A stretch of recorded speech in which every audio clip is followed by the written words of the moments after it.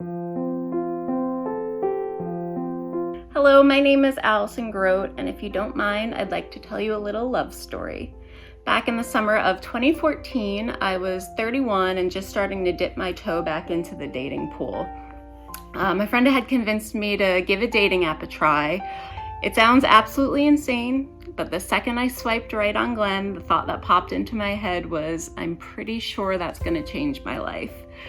From the get-go, we wanted to keep things light, so no pressure to jump into a relationship or anything serious. Looking back now, that's pretty comical because little did I know how serious life was about to get.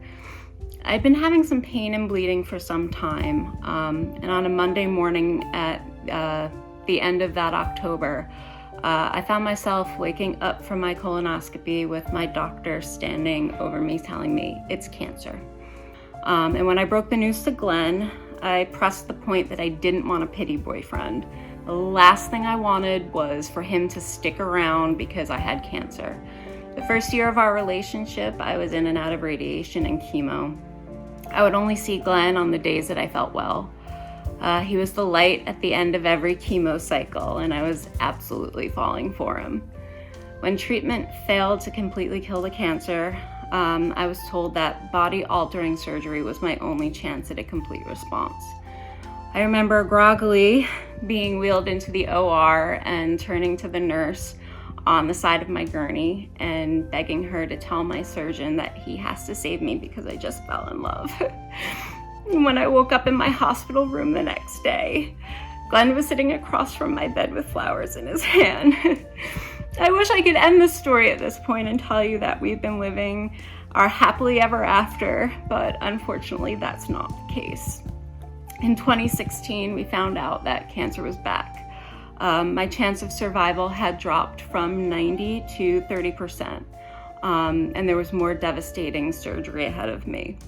In 2017 brought another occurrence. This time, it was inoperable, and at this point, incurable. I had to give up my career for a life of bi-weekly chemotherapy treatments. And we all know those treatments will not cure my cancer. They merely keep it at bay. And there will be a time when they stop working. This is why the work of the American Cancer Society is so important. In just the 6 years since I've been diagnosed, multiple new options have been brought to the trial stage, many of which would never have gotten there without the critical funding provided by the American Cancer Society. What you give matters. I'm living proof of that. It's incredible to know that you have the power to give me my life back. I don't take that lightly, and for that, I want to thank you.